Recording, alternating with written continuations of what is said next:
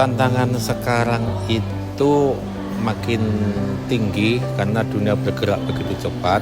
Jadi tidak hanya butuh hard kompeten saja, tapi yang dibutuhkan per industri itu sekarang adalah yang namanya soft kompeten.